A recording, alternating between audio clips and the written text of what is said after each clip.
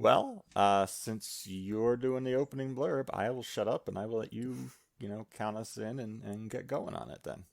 All right. Man, this is so weird. All right. I'm going to get this within reading. 3, 2, 1.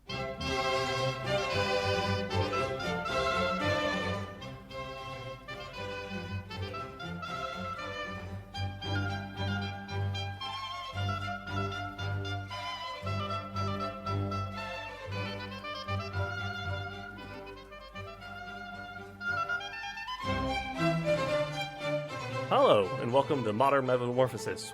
I'm Alex Fort. We're going to be taking a look at comics, prose, movies, TV shows, and other media involving the physical/mental alteration of its characters or metahuman themes. Striving to be insightful, respectful, and inclusive, this series will discuss adult material, but will itself be all access. Join us as we look into how metamorphosis in media has evolved into the modern era. As I said before, I'm Alex Fort. I am a fantasy fetish researcher and scholar. And I am Dan Standing. I am a transformation comics and prose writer and creator. Wonderful. Do you feel better? Does this feel like a lot easier on you? Less pressure? I mean, it's just fun to hear somebody else read it, honestly. So I feel like I'm wearing like a backpack of just words. yeah, there's a lot there, but you did nicely done. Nicely done. Thank you. Yeah. So anyway, welcome again to season 2 of Modern Metamorphoses, everybody. Welcome to have you.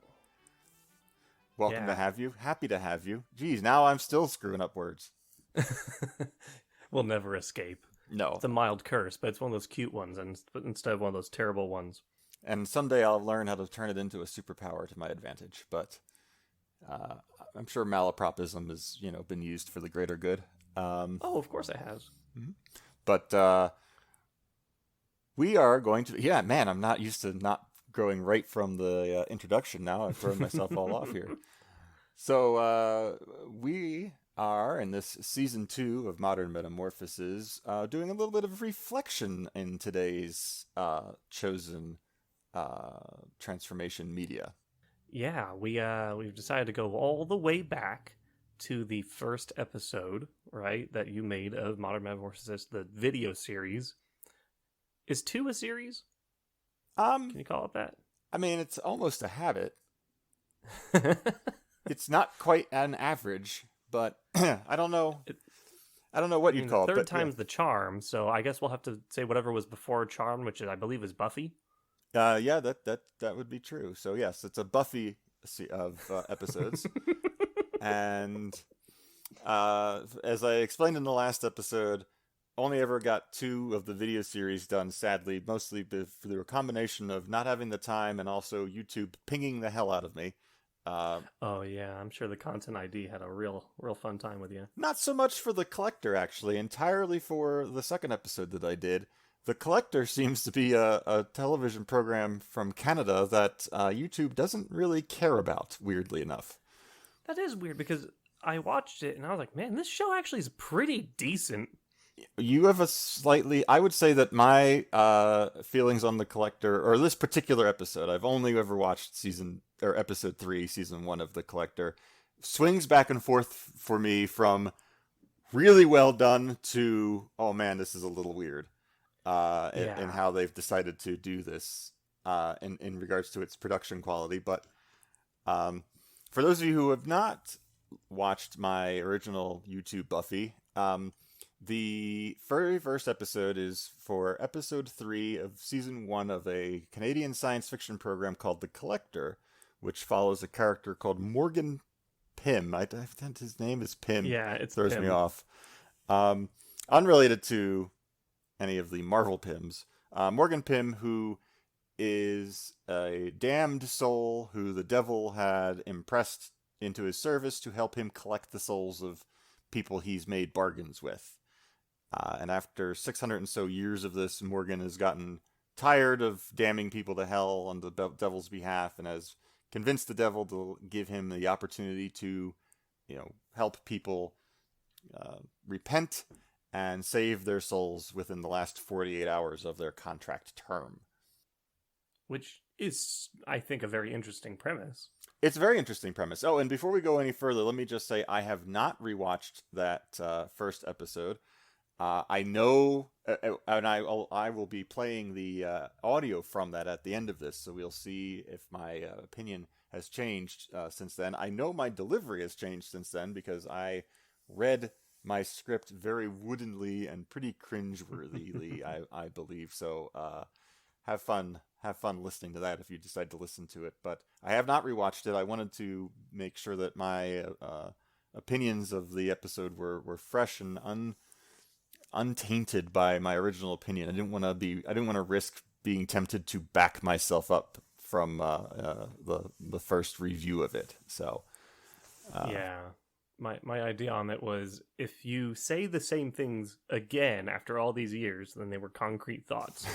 And if you say something new or different, then that shows that you've either developed or it just hasn't aged gracefully. Possibly the second one. It's an interesting episode, as you said. I like the two female the primary female actors. Actually, no, there's only one guy I don't really enjoy, and I don't really enjoy watching Chris Kramer as Morgan Pym, honestly. Oh, the main character? Yeah.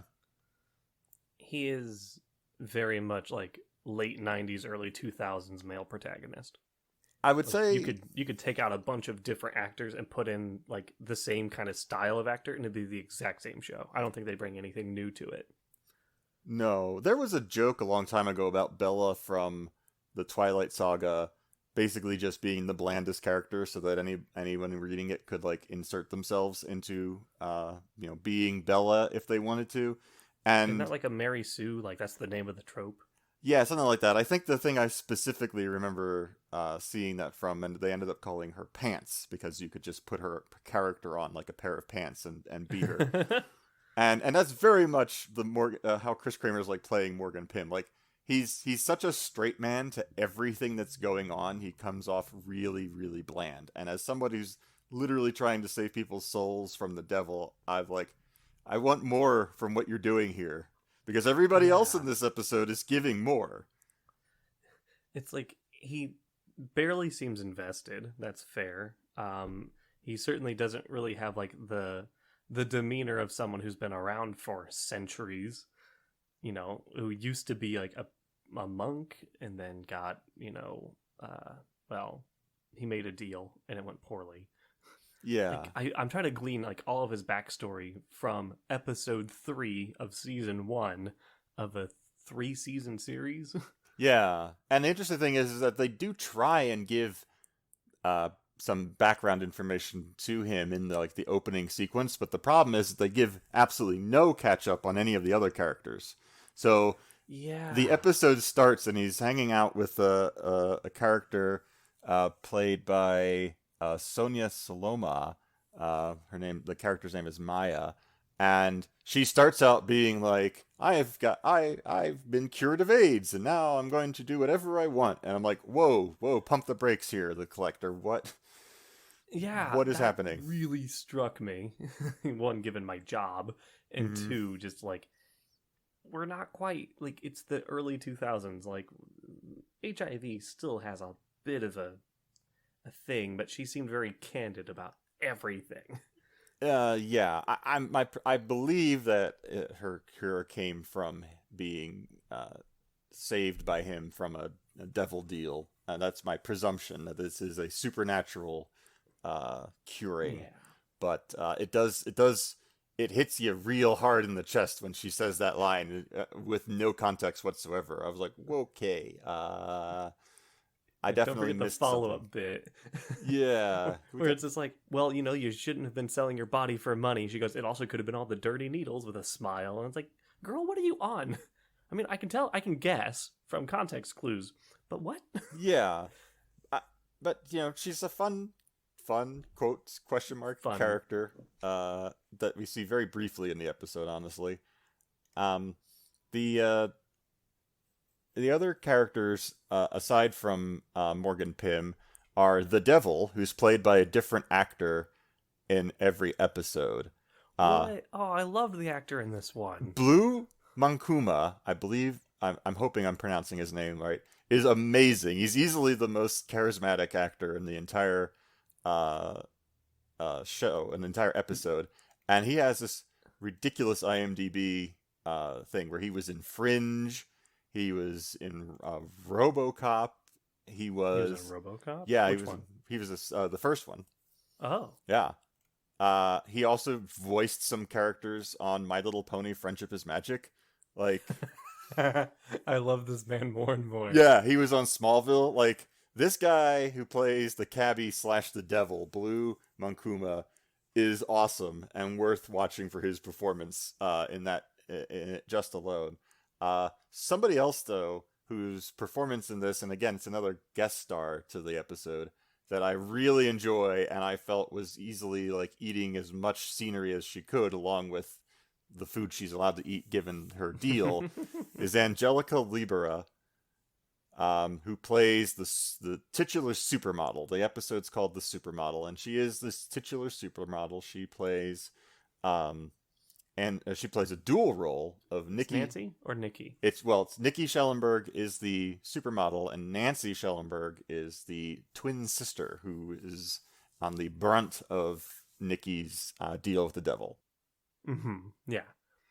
And I think she does this fantastic job of being this like vapid supermodel, but also like playing up what's going on. And I don't know. There's something about her performance that just grabs me, not because it's like an Oscar-winning performance, but just her overacting and overreacting to everything gives us this cartoonishness that I feel is appropriate to what is happening. Yeah, she definitely didn't. It struck me as like I didn't understand the structure of the show at all, and maybe it didn't even have a structure originally, but just like, they're talking to everybody, and I was like, oh, is it the skeevy agent? Oh no, it's the model. And then like she acts like she didn't make a deal at all, and then she's like, oh yeah, that. Like, you'd think that you'd remember the time you sold your soul for fame and fortune, but 10 years is a long time. Yeah, it has been 10 years, but yeah, the show is, from what I can understand, the general basic pattern to how an episode works is that, the devil tells Morgan, hey, somebody's contract is up. You got to go collect their soul within 48 hours. During that 48 hours, the terms of the contract sort of start to fall apart, and the person, starts to lose whatever it is that the devil gave them. Morgan has to convince them to repent for all of the bad stuff that's happened, because the devil doesn't do miracles. That's God's realm. The devil can just kind of shift stuff around like a chessboard, so some pieces get better luck than the others, and certainly, suffer for it. And that's part of what the repenting involves. Yeah, it's like acknowledging the weakness that led you to make the deal, and then atoning for whatever you gained from it. Yeah. And so part of Morgan's job is to help the person realize what that is and then see through with the atoning. The problem is that Nikki and the devil particularly gives this to Morgan basically to piss him off, and that there's no really other way to say that. Like, the devil, Morgan's had 2 episodes so far. He's been kind of batting 50% here at his success rate, and the devil very purposefully assigns him to Nikki, because he's like, you want somebody of substance, and whose soul you're going to save, and who's going to put their life into the benefit of humanity. I know just the person to send you to. And it's honestly not a surprise to me that Chris Kramer kind of plays the character a little bit without much engagement or interest in this, because he's really completely disinterested in Nikki, finds her vapid and shallow, and is basically only trying to save her to prove a point to the devil. Yeah, he seems really resentful, and I think of course I haven't seen any of the other episodes, but it feels like that he's already at a disadvantage, because most people who are willing to make a deal with the devil for their own personal gain are not really, like, prone to being convinced to not be that way. Yeah. Like they're already like he's at such a disadvantage from the start. That's not like someone freshly made a deal and he's like, well, let's see if we can talk you out of that. It's like, no, they've been just living and lavishing in their rewards for 10 years, which you think that like you get to keep it till you die. But I guess this one's like you get 10 years and then it's mine. Yeah, I think the 10 years thing in this is so that you can basically cast a whole bunch of different character actors in each episode and not like every single person he's going to is like in their 80s. Yeah. Or dying of overdose in their 40s. Yeah. But for people who haven't seen the episode, the crux of the episode is that she's a supermodel, and throughout the episode we're going to see weight gain or mass gain of varying types, because Morgan eventually gets Nikki to admit that she asked to be beautiful, basically, or to be able to eat anything without gaining weight. She kind of keeps changing her story. Yeah. Which is because she's lying the whole time. Yeah, she's also very prone to lying. Mm-hmm. She's very manipulative. And the episode is weird because, okay, I'm kind of all over the place here because there's so much kind of random stuff that's happening in this episode, because Morgan figures out early on that Nikki has a sister, and so he wants to go to her to try and find out if the sister can give him any insight to what Nikki may have asked for, because she's at this stage doesn't really want to work with Morgan. And he goes to see the sister because the devil gives him her address, and you find out later in the episode that Nikki is Nancy, the twin sister, is supposed to be like overweight and ugly, and has basically shunned the rest of the world and locked herself in her apartment for the last 10 years, basically. But they don't show any of it. Like, you don't really see her overweight or particularly ugly.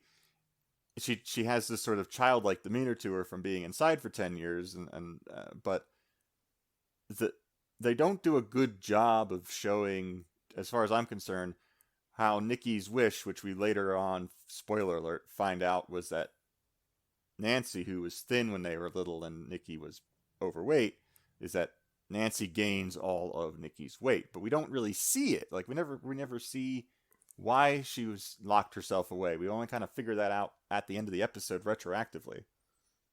Yeah, the show would have done very well with an hour-long format like House, because like there's a lot to unpack. Like, I googled it. The show is described on the genre of horror, although it seems like it wants to be half a detective story and half like, character drama where someone tries to convince someone else to be a better person for the sake of saving their soul, and they get a half hour to do that. So there's lots and lots of little like scenes providing depth, but they're all too short to really impact anybody or matter. Like, it kept jumping between different things. I'm like, so who's this person again? Is that a reporter? Who is this? Is that okay? That's an agent. I remember her agent being like that, but like they kept throwing in a bunch of people, and I was like, and what's important with the kid? What's the deal with the kid? But then again, also it's episode 3, so I don't know any establishment. Yeah, I mean, I didn't even touch on this like C story that is this reporter who is like figured out something weird is going on and is like kind of getting step by step closer to tracking down Morgan.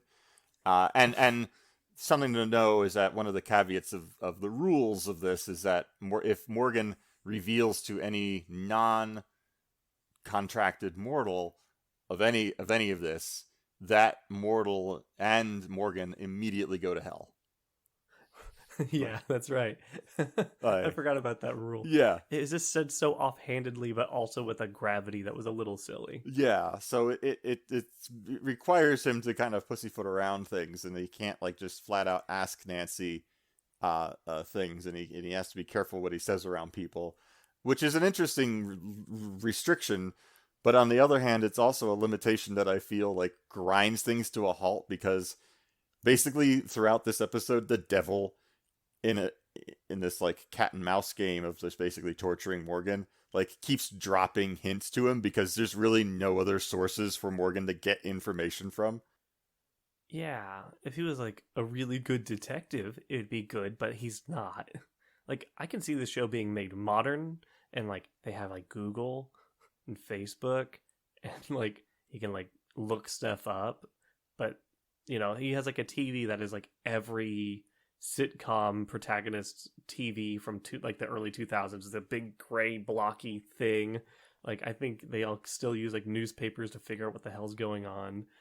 Yeah, He pulls out a flip phone at one point, and it really blew my mind. Yeah, he keeps handing his the former the druggie the former druggie by the end of the episode, like the newspaper, being like, check the help wanted ads, you got to get a job, and I'm like, oh grandpa, what are you doing?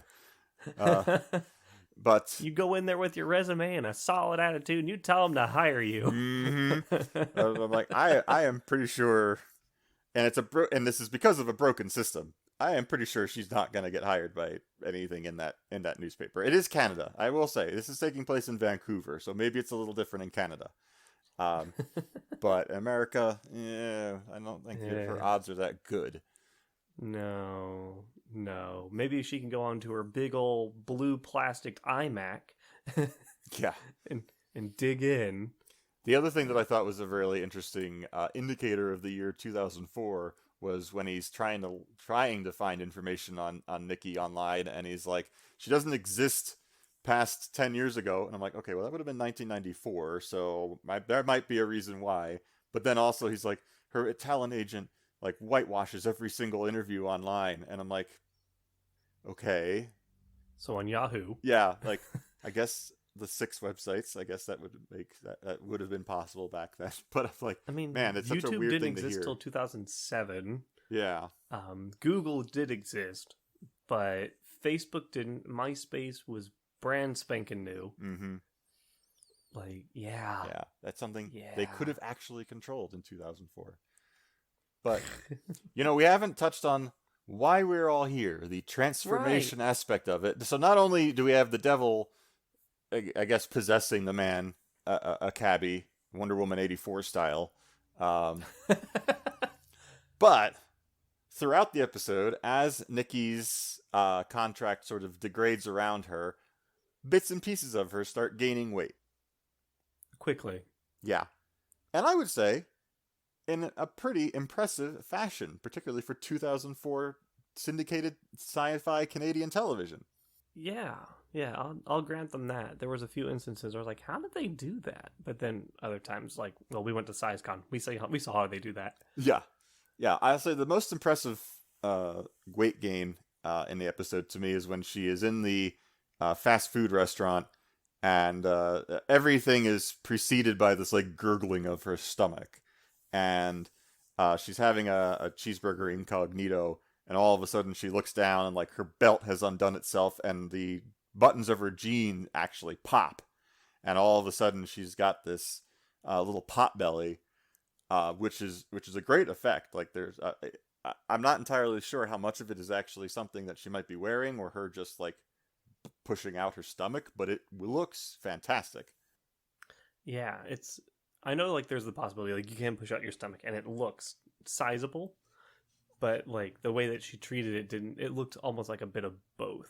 Mm-hmm. Like a hint of prosthetic, but also just kind of like she was sitting in the seat weird and like hunched a little bit. Like, there's a lot of body acting, which is not to be neglected at all. No, not at all. And again, I can't stress enough how much Angelica Libera knocks this episode out of the park, both as Nikki and playing a very different character in Nancy. Again, not a Daytime Emmy Award coming for any of this, but a fun performance, and certainly impressive to me.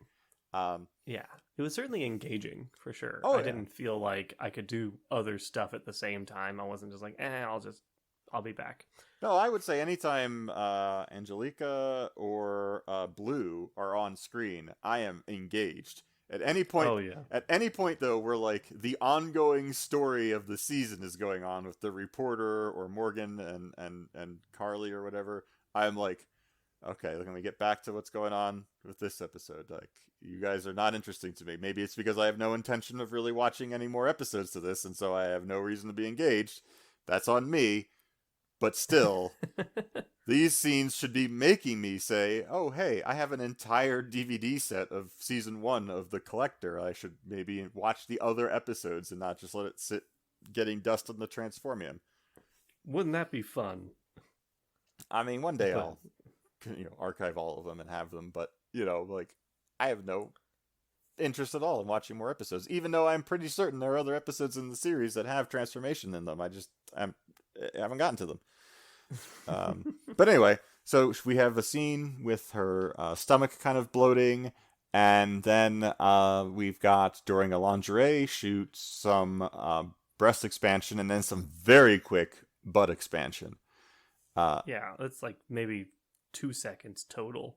Yeah, and we don't really see, like, there's not really a process to it. They basically cut behind her and she's grabbing at her butt, and you can kind of presume that it's gotten larger. There is actually like a inflating effect that they do while she's looking at herself in the mirror for her bust. And that's probably the most famous scene. If you've seen a scene from this show, it's going to be most likely that one. I know I certainly concentrated on it in the video I did because it's done pretty well. Yeah, because the other stuff definitely like we talk about the tummy stuff, and then like she did like a full blast workout. She was like sitting on her treadmill and sweating up a storm, and like, was it her agent or the reporter that came by? The reporter comes by. Yeah, and she's like, "Ooh, oh, thank God, I don't have to suffer the consequences of my actions." All right. Yeah. Got a big photo shoot coming up. It's like, I can't believe you worked off a big tummy in like 2 hours. I mean, okay. I'm very impressed by it, that's for certain. Yeah. Like, it just struck me as like, okay, all right, we'll skirt this aside. The show takes itself pretty seriously, but like, yeah. And then she's like at the lingerie photo shoot, and her stomach's making the terrible noises. They like, are. I know my stomach's made those noises. They are horrendously annoying gurgling sounds. Like, they really went out of their way. Any cartoon gurgling noise, and you are right. Mm-hmm. Yeah, the Foley work on the gurgling noises are interesting, particularly when they forget to put them in before the person reacts to the sound. Because there definitely was one instance where somebody looked down and was like, "What is that?" And then the gurgle happens, and I was like, "Oh, somebody wasn't marking their time properly in the Foley work. Someone was negligent." Mm. But yeah, overall, it's pretty solid, and I think that's the main one. And then like, I think we get one more off-screen instance of her gaining all her weight back. Yes, she ends up a bit pear-shaped, which is a good look. Her in a suit, yeah. And let's be. I think we can be right up front here. She does not have a body shape that should be shaming her outside of just people being dumb and mean to her. I do believe that everybody should do what they can to be healthy, but that does not have a prescribed body shape to it. Yeah, it's the messaging in that show is very strange, because it's a lot of like, we're trying to be positive and progressive while also like being kind of ham-fisted and not really, grounded in this advice. It felt a lot like Scooby-Doo level, kind of like, be kind to your friends and don't be violent. It's like, yeah, it's like, I think all body shapes should be good and anybody should be able to eat whatever they want, whenever they want. It's like, oh, hang on, you've missed the message. Yeah, you've kind of overshot yourself there. Yeah, and like part of it's coming from the vapid, Nikki, who's kind of like trying like over hard to like be saved while also not changing herself. So she's saying a bunch of absurd things, but at the same time, like, somebody wrote that thinking like, yeah, this is body positivity. Well, let's also make sure everyone shames her for being overweight, including herself. The weird thing about it is that, okay, I'm not shocked that the devil is misogynistic in what he's saying. Like, oh, at all? No, not at all. And he is. He's certainly, found somebody who had, a weakness and preyed upon it and then had sex with her after he gave her her contract, I suppose. But that's a weird underlying part of the episode. Yeah, that's right. They mentioned that. Yeah, explicitly talk about in his prior form her having sex with him, and there is an interesting and but terrible moment where she's already earlier on proposed having sex with him to prolong her contract, but it's over the phone and she hasn't seen him, and then this and this is an aspect that they play up in the episode. The overweight cabbie shows up and is like, "Hey, you made a proposal to me earlier," and she's like, "Oh, I remember you differently." Yeah, I remember you being tall and lean and handsome and white. Yeah, that's an odd, very strongly emphasized part of her like reaction to him. I was like, "Ooh, you're not giving yourself any points there for that one, lady."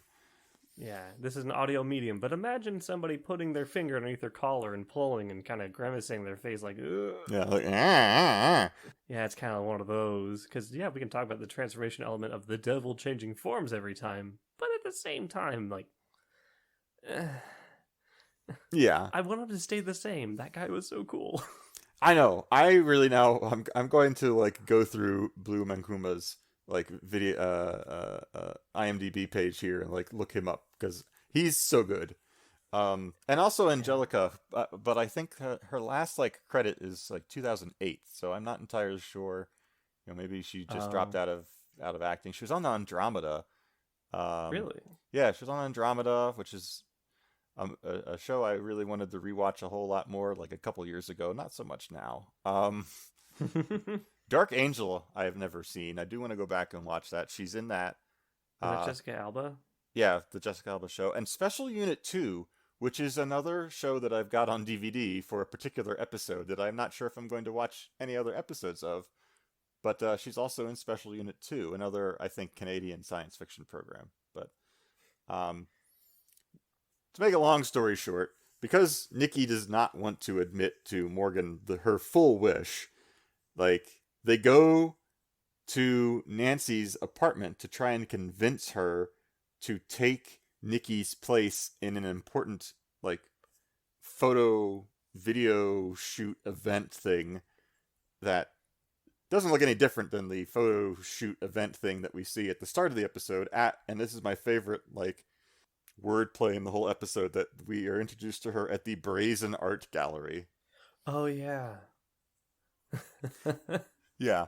So they try to convince her twin sister to take her place, which, and again, this is a crux part of the episode, so having shown her earlier in the episode being more overweight would have been important. She is by the time they reach the end of the episode, Nancy has become thin and lean and pretty, and her complexion has changed, and all of this, and like still, like, Morgan has yet to figure out what has happened. Like, yeah, everybody at the end of this episode basically falls into an idiot trap for the plot to roll itself out, because nobody has truly, like, weighed what is going on and figured out what they should be doing by like minute 45 of this program. Yeah, it definitely doesn't fall into, like, it makes sense that Nikki doesn't figure out like how to undo this, but Morgan's he's just so bad at his job. Yeah, and spoiler alert, he fails and Nikki gets pulled, sucked straight to hell. Yeah, like a portal opens behind her mm-hmm. and just whoop, pulls out like a red skeleton and she falls over dead. Yeah. And I want to look at the other episodes that came before this one. Hold on one second, because, while we're talking about misogyny here, let's see here. Morgan's government saves that. I'm pretty sure that the first two people that he tries to help in episodes 1 and 2 are men, outside of Maya, or Carly, the AIDS survivor. God, it's hard to say that. Yeah. And I feel... Go ahead. Yeah. No, I was going to say the intravenous drug user / sex worker, because she says it's not prostitution, it's sex work. Yes. And there's nothing wrong with that. But she, as far as I can tell, is not like the primary person of the first two episodes that he's out to save. And so I find it a little offensive, I'll just flat out say it, that the first time he fails at this is because it's a female character who has basically made her wish based on the pressures of societal opinions on, looks. And Yeah. it it does, like, it's easy to dislike Nikki, but part of that is because everyone around her made her dislike herself. And I feel like that's a cheap way of showing Morgan lose. I don't know. It bothers me. Oh, I mean, that's a completely fair thing to be bothered by. I think it goes further than that because it's almost like she never really had a shot anyway, because this is her opportunity to understand, like, her beauty won't last forever. Like, she has to think ahead of every supermodel who's ever lived will eventually not be supermodel material based on the social standards of whatever modeling she's going to be doing. Either swimsuit modeling or, lingerie modeling, clothing modeling, whatever. Hand modeling. Eventually, she's not going to be in, and she has to kind of work with that, but her brain is so short-term focused that she didn't have a chance. And, like, if Morgan had, like, played more into the long-term solution, because he even said, like, bulimia is a short-term solution, which, one, it's not a solution, bud. Mm-hmm. But, like, it's, like, he didn't play it right, so I feel like he also did it very wrong. Yeah, it feels a little cheap to me in that regard. Just looking at this, not as the episode itself, because honestly, if you're just concentrating on the episode itself, there's some fun to be had here, and I'd recommend someone to watch it. It goes by quickly. It is pretty quick. But thinking now, as far as how this fits into an overarching season, and like this is Morgan's first fail, and the devil specifically assigns Nikki to him because he knows that Morgan's going to think she's vapid, and actually at one point he does quit trying to help her and only comes back because he has this weird flashback to like the priest during the like 1400s or whatever being like, Jesus' love for you is unconditional, so you show your love for Jesus by never giving up on things. And I'm like, okay, this was a weird way of getting him to, give this another shot and go back to try and save Nancy, or especially Nikki. while the main character is shirtless in the flashback. Yeah, I don't know if I'm prepared to dig into what's going on in that flashback. Like, I don't know what it was that Morgan sold his soul for, but I don't feel like I'm prepared to talk about it. Yeah, I don't think I'm ready to even dig into that. I just know, like, it's worth noting because it's the one thing that's stuck in my head of, like, wait, of course he has to be shirtless as a monk. You have to throw in sex appeal to the job that's not allowed to do that. The other thing that I noticed, and again, we haven't really talked about the reporter character, but we start the episode with, I think the character's name is Ellen. No, the character's name is Jerry Slate. Ellen Dubin plays Jerry Slate. She's interviewing Nikki and getting all these vapid answers from her, and like trying to dig into things.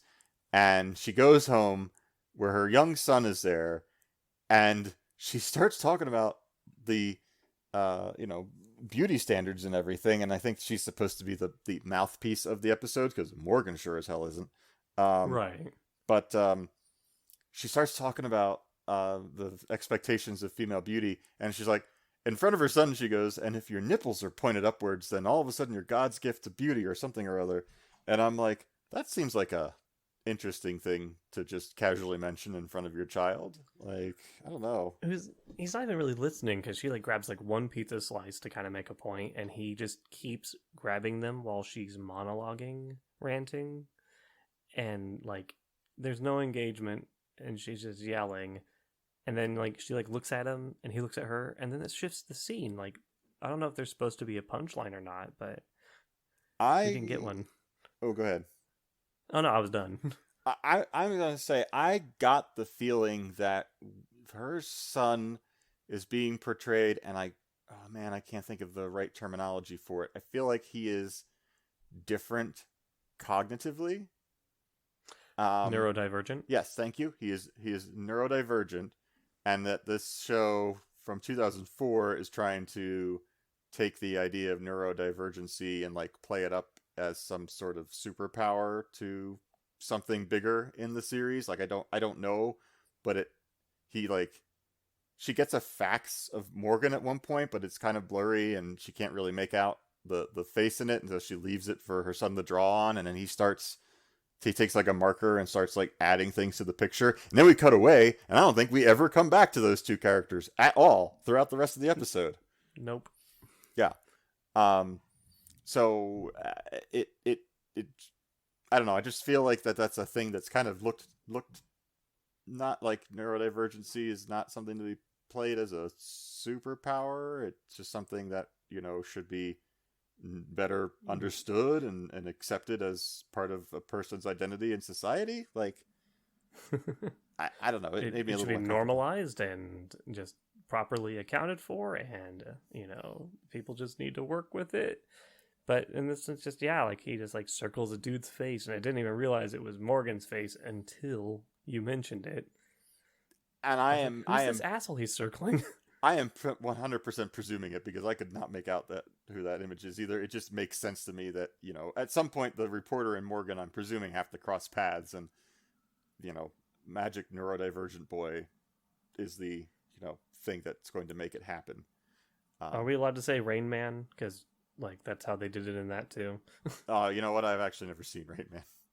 Oh, you should. It's actually really good. Oh, okay. And that's kind of the episode. Like, there are so many opportunities for this to have been better. It's worth watching, but it's not. The plot is not good. The acting is fun, and the effects are good, but the story is so, like, just makes me kind of mad, and like how weirdly offensive it is, particularly about like I had with Nancy, the twin who ends up taking on Nikki's fat and I guess quote unquote ungood looks. The fact that they play her as someone who felt like she was so ugly she could never go outside, and therefore she has this like childlike demeanor and all of these stuffed animals and all sorts of stuff. Yeah, it's very cartoonish. Yeah, but I realize that being a cartoonish thing is meant to be an exaggeration, but this is offensively exaggerated to me. And then at the end of the episode, I think Nancy takes over Nikki's life, because there's this weird like interview being done with her, and she's talking about how her sister died, and that if Nikki Schellenberg wants to be, if the world wants to celebrate Nikki Schellenberg, then who am I to stop them? And I'm like, which are you pretending to be her, and you're going to do her photo shoot now? Like, what is happening?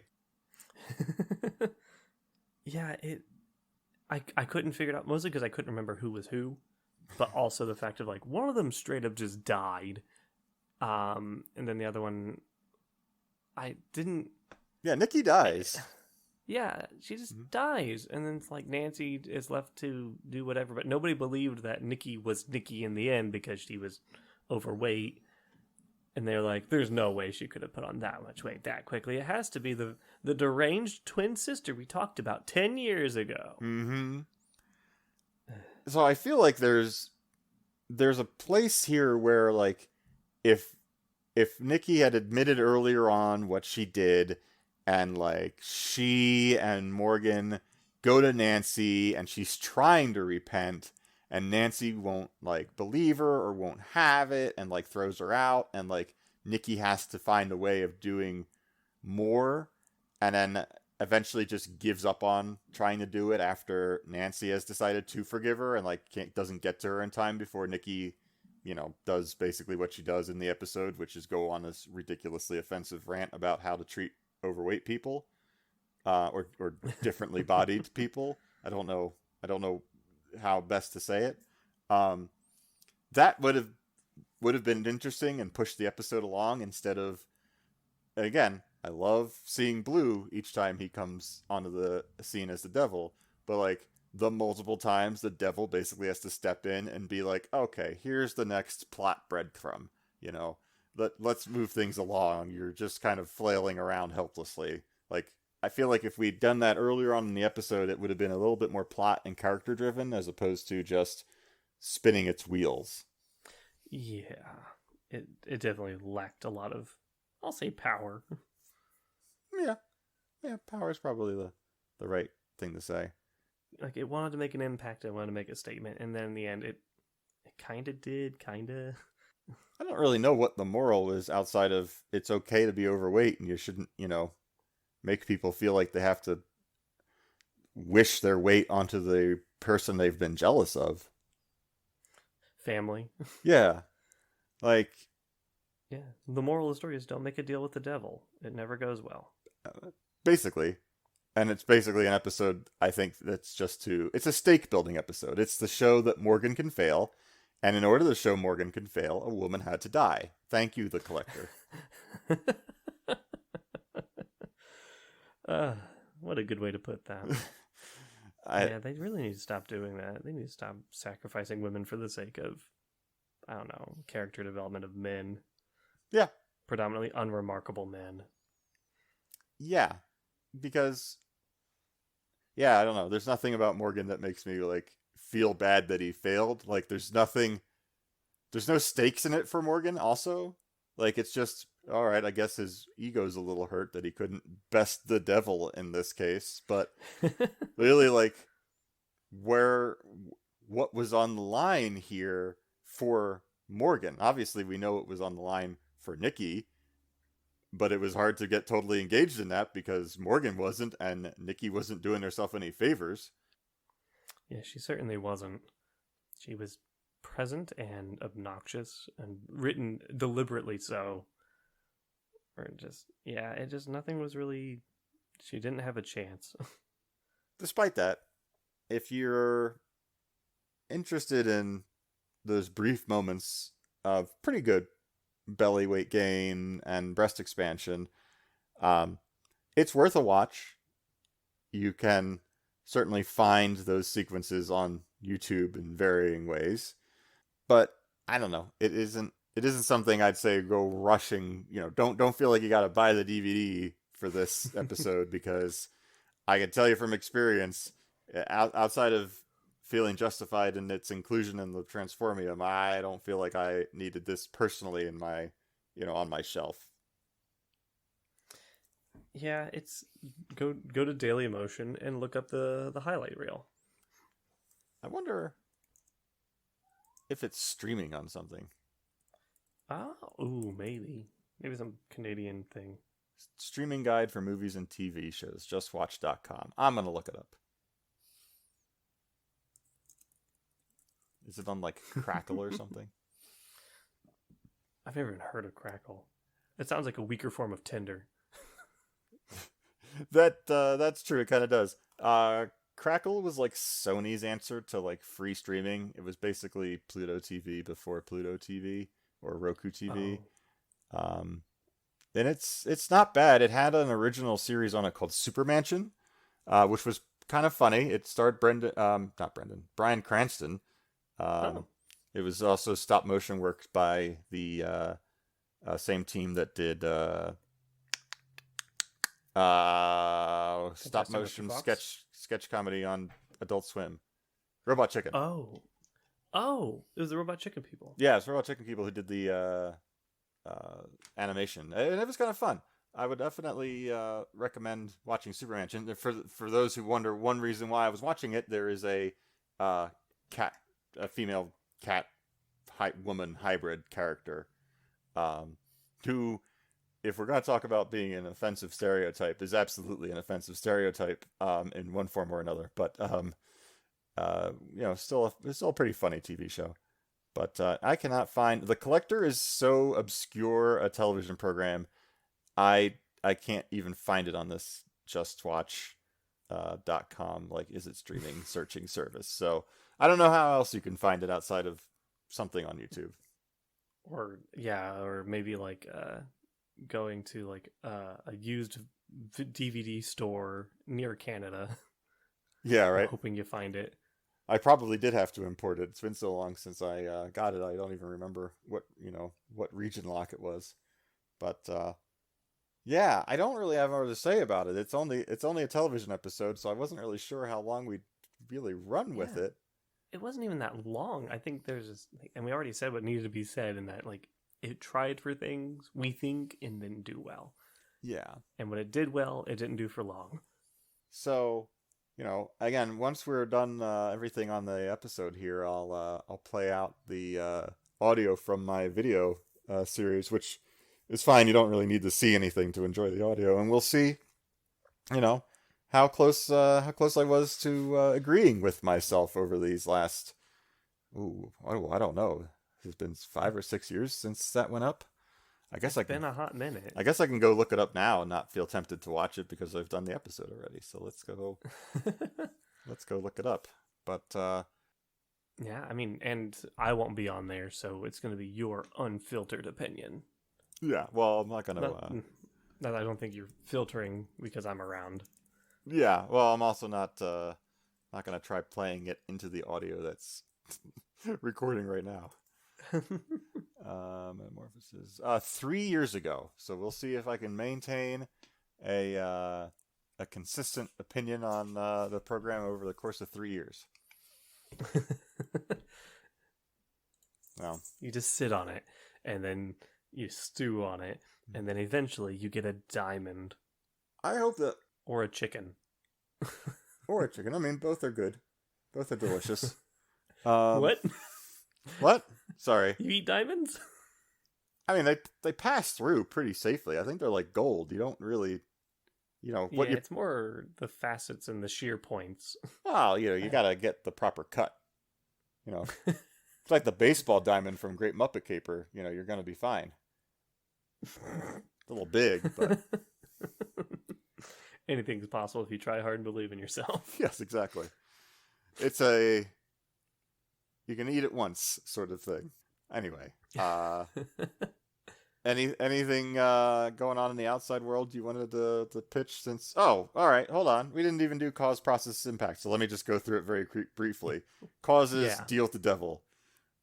Processes, we get some good, weight gain and expansion in a few brief sequences. Impact is she die.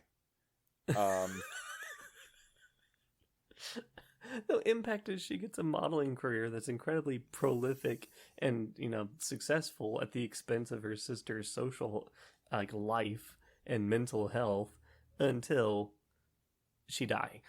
Yes, much better put. When we eventually do our episode synopsis guidebook, yours will be the far more eloquent entry on that for this episode. It is not. I've already done some writing on these things, and let me assure you, it is going to be completely casual, candid, and mildly inappropriate.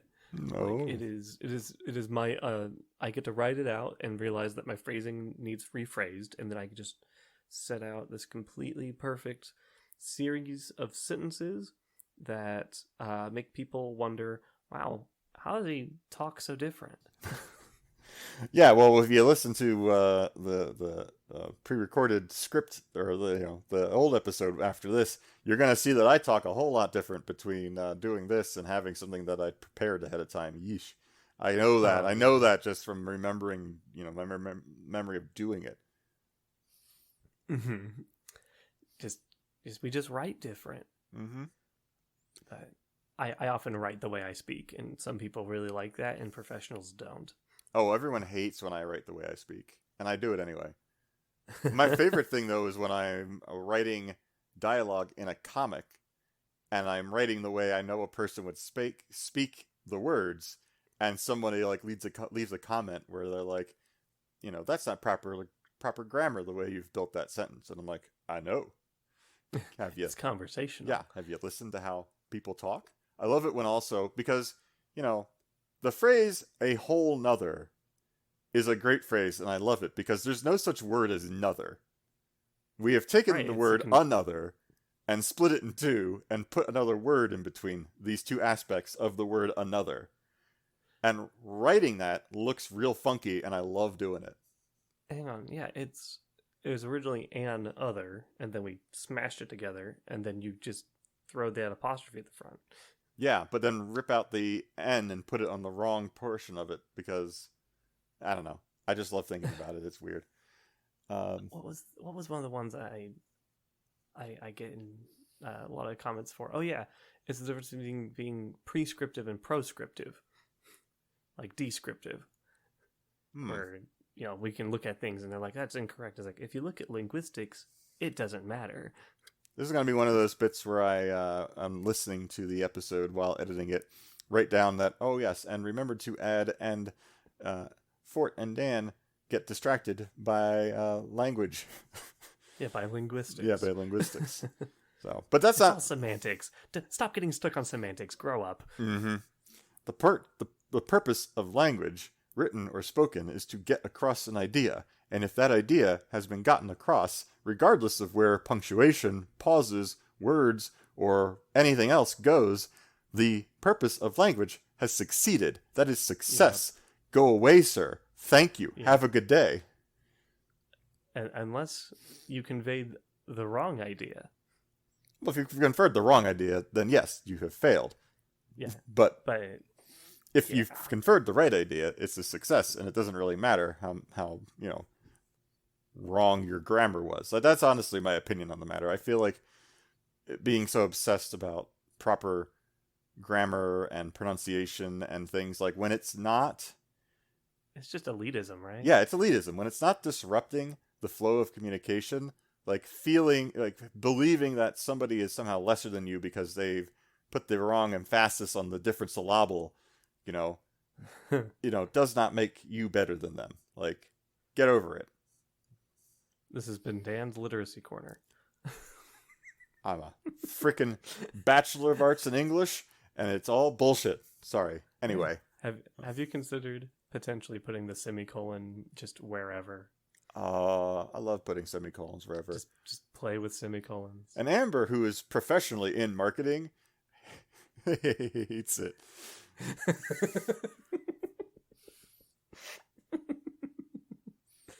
I'm all about that. And it's really fun, though, because I am actually adept and capable of proper, proofreading. But we disagree on the Oxford comma. What's your statement? What's your opinion? My opinion is you should use the comma. Oh, thank God, we can be friends. Yeah. Because Wait, she doesn't believe in the Oxford comma? She understands its usefulness. But even in instances where she could be using it, she defers not to, because that's how she was taught, professionally. And what? Yeah, and honestly, professionally, I am. Yeah, well, we're old. Honestly, she's actually a little older than I am. So, my opinion on the matter is that you should be consistent in how you do your writing, whether it's correct or not. It should be consistent, so the people who have been reading you, over and over and over again, who come back to you for whatever it is that you're writing, understand that consistency. They know what to expect of your writing. And I don't feel like if you're going to be in a situation where 9 times out of 10, the Oxford comma technically doesn't really change change the meaning of a sentence. But when that is the pandas eat, shoots, and leaves, and that comma matters, you shouldn't all of a sudden out of nowhere be using it. Just use it all the time, because when you need to use it, it'll matter. It's a lot like a condom or a loaded gun. It's better to have one and not need it than need it and not have one. Exactly. Yeah. Anyway, on the topic of transformation, I don't know. I write transformation comics and stories. I have a Patreon. Meh. I'm in a weird mood. I'm sorry. I just like the fact, what's your favorite episode of Modern Metamorphoses? I like the one where they talk about linguistics for a long time. Yeah. We have some fun on this podcast. I don't know. All the time. All the time. Yeah. So you sell stories, and you've been getting some stories out. Yeah, and I can safely say that if you join the Patreon, by the time this episode comes out, perhaps page 2 of the Mood Boobs comic adaptation will have finally come about. Production has slowed a little bit because the rest of the world is still dealing with COVID. And I have an international creative team, which I am very proud of, but it's rough for them right now. And I'm looking forward to doing another page of Mood Boobs, but I'm just trying to set a realistic expectation, because we've had a pretty successful time vaccinating people in our country does not mean the other countries have been that lucky. So now all of a sudden I've gone into a weird geopolitical healthcare aspect of the podcasts. But if you want less of that and more transformation fun, I have my Patreon is patreon.com/dsredux, REDUX. Not redux as in you should return to the ducks, the feathered fowl. The ducks again. Yes, but no that. How about you? What are you up to? Oh, I've just been existing. A lot of self-care stuff. So instead of promoting anything that I'm not doing, I'm going to just say, take a minute, assess your budget, consider, going to a place where they can help you have better health. And if you already take care of your health, that's great. But if you're an average American, you don't. So do that. Assess the food you eat because you got to put the good stuff in there, or at least take a multivitamin and drink lots of water. I have a question actually for you. I love questions. I have been working to transform my diet. And I've been getting better and better, but I've still got some little coconut chocolate bars and some like vegan pudding that I've been eating. But Dope. I have recently been switching over to replacing those snacks because I realize I'll snack on whatever is easiest for me to get a hold of. Yeah, you're a convenience eater. Yeah. So I've switched to, and these are the three things that I have switched to: craisins, freeze-dried corn kernels, Okay. and sardines. Okay, we've got the odd one of the bunch, but yes. I feel like those are healthier for me to snack on than Yeah. chocolate and cookies. Yeah. But I haven't really asked a medical professional in any capacity. So all the discussions I've had with my nutritionist, which I believe is the one that you have to have a license to get. You can't just say you're a nutritionist. I think it's dietitian is the one that's not protected language. Either way, I go to the one that actually went to school for it, as opposed to just can call themselves that. And yeah, I would say that if it doesn't contain a lot of high fructose corn syrup, you're in good shape. Freeze-dried corn, very unlikely. Craisins, they might have added sugar, but it's very unlikely. I know those are one of those ones where fruits are basically sugar with fiber. And so those are ones you kind of pay attention to the serving sizes. And then, of course, anchovies. Sardines. Sardines. The other small fish that taste like the salt you can chew. They, as far as I understand, you just have to be conscientious of mercury. But I think that's mostly in predatory fish. I don't know, but I will look into that. I know that I've been getting my omega-3, but I would rather not have the mercury come along with it. So I will double check that. It's far more prominent in stuff like tuna, shark. Big predatory fish are more likely to have more mercury because they eat the smaller fish that have little bits, and it just accumulates. Yeah. So I guess the smaller fish, it's a maybe. Depends on how much you eat. Otherwise, no, that sounds much better than cookies, which are usually unsaturated fats and sugars, carbs, and the short carb, not the long carb, the fun carb, the whole wheat carb, and chocolate, which is, I believe, caffeinated and often over-sugared in order to make it a better appeal to American consumers. Cool. Well, I'm glad I'm going in the right direction. It certainly feels like it. It's hard to go wrong with corn. I mean, really. I do love corn. By the way, can I mention, and then I think we should probably, I'll let you propose the next episode topic because we've really meandered around on this. I always find it really weird to remind myself that tuna is a predator fish. Yeah. It gets me that like swordfish is also a predator fish. Like the spear face isn't just for aerodynamics. I don't think it ever. A swordfish for me just feels like a violent fish, so it doesn't surprise me when I remember that it's a predator fish. But like, I guess because my really only experience with like what tuna is either on a plate in front of me or Charlie tuna from the cartoons. Like, it's the chicken of the sea. It is. And if you learn anything about chickens, you'll learn how aggressive they are. Well, yeah, I suppose that's true because I don't think of chickens being particularly aggressive either. But yeah, it's just weird when I have to remind myself, oh yeah, the tuna is a predator fish. You don't want to screw with a tuna. Yeah, chickens are really good at killing things, and we forget that because birds don't have feelings. Except for corvids. because they can hold grudges and little else. Good to know. All right. So for those of our listeners who have managed to stay with us this long, it is your turn, Mr. Fort, to choose the next episode topic of Modern Metamorphoses, which I presume will definitely help fill an episode with more material than, the Collector episode 3, season 1. Oh, probably, likely. So we discussed this before, and I'm glad we came to an agreement. We want to discuss Dante's Inferno, the video game, and probably little bits of the book too, because you can't do one without the other. So yeah, I think we should do that one. I would love to do that. Dante's Inferno, the video game, is actually a game that I bought day of release and played quite a bit of. I never beat it, but I enjoyed it immensely, and partially because there is transformation in Dante's Inferno, the poem, in regards to how some of the punishments are doled out. And I really wanted to see how some of that would be realized on an Xbox. I'll dust out my... is it 360? It's 360, right? It's on the 360, but we looked and saw that they also made it forward compatible with the 1S. Oh, yeah, that's right. Yes. And I've got a 1. I don't have a 1S, but I've got a 1. So I just have the 360, so I think that's just what I'm going to do. Okay.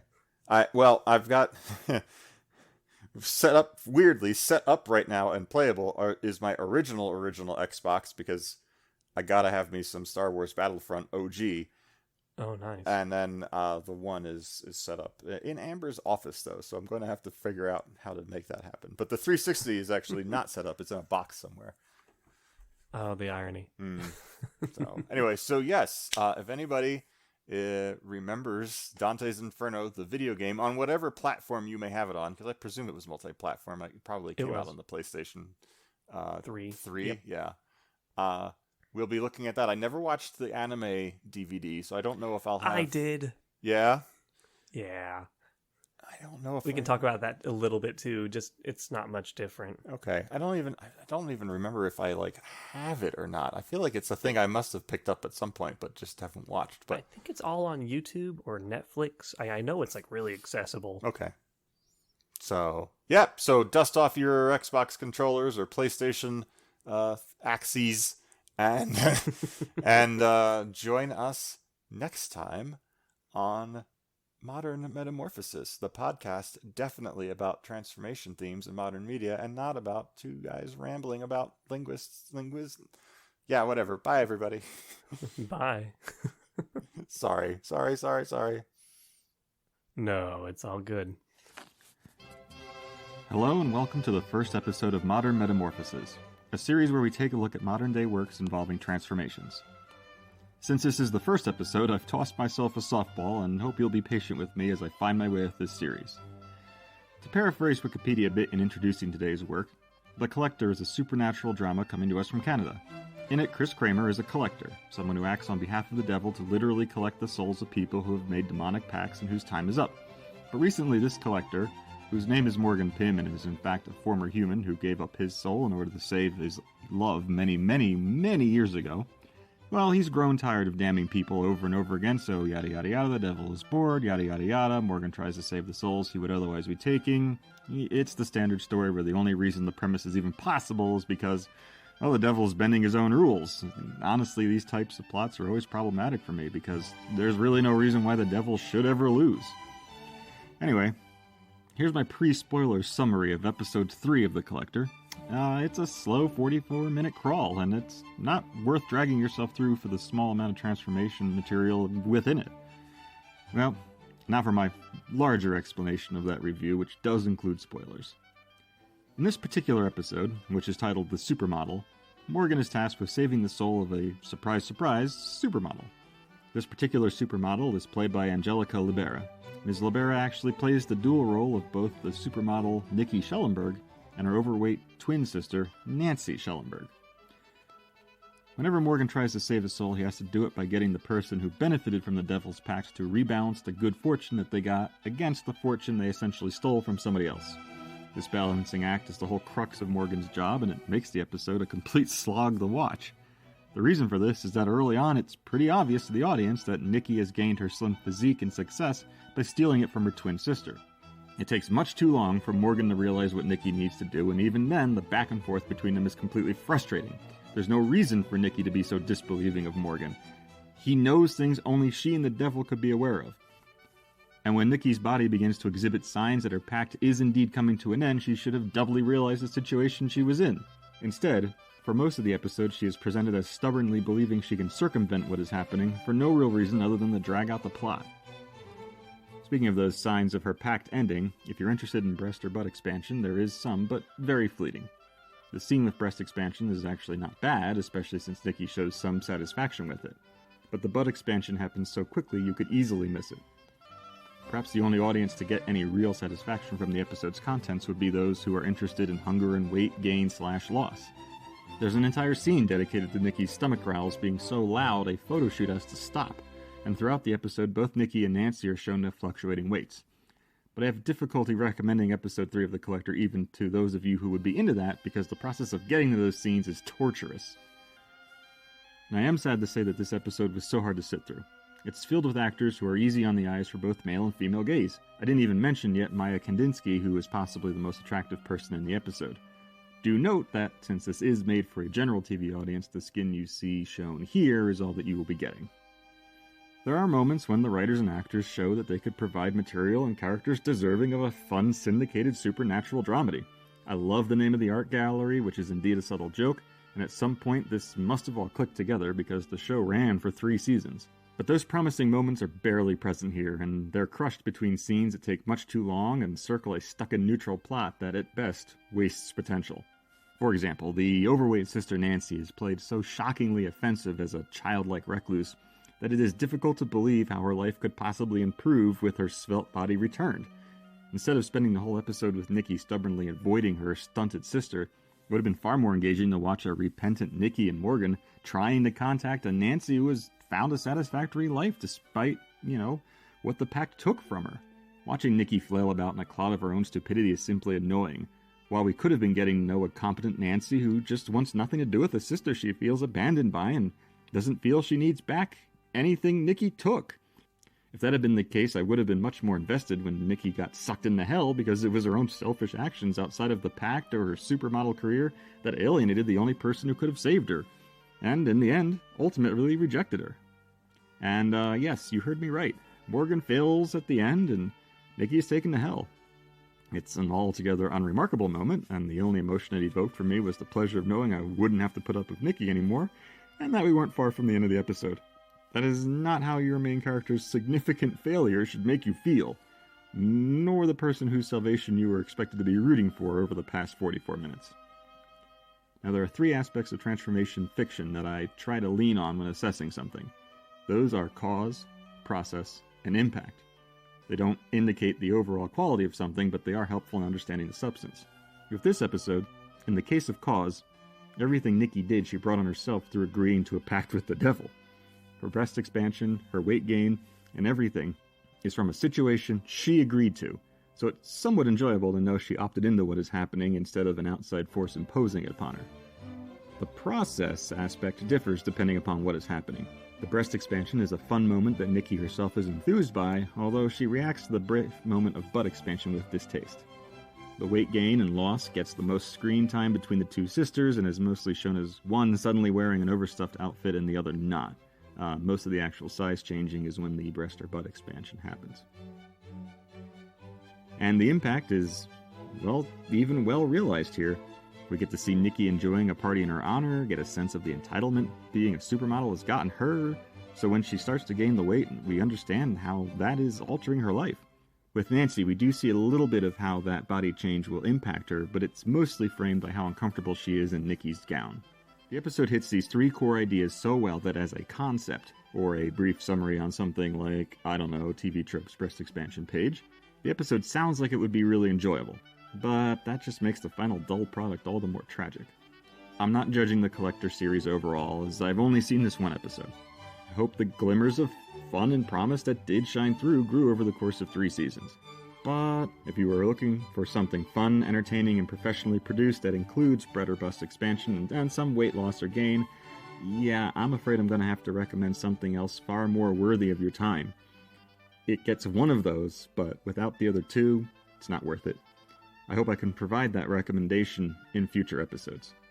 Until then, I've been Dan Standing. Thanks so much for joining me for episode 1 of Modern Metamorphoses. Until next time, TTFN.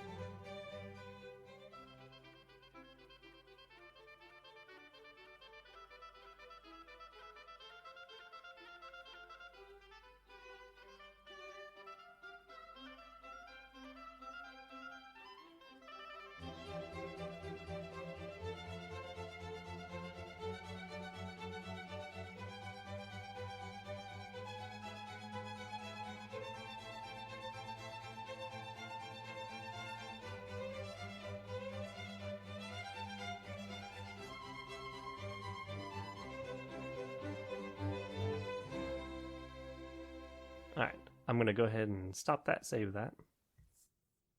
I think I'm a little less baby brain punch drunk, but clearly not that much. Do do do do do do do do do do do. I am going to eat some cheese.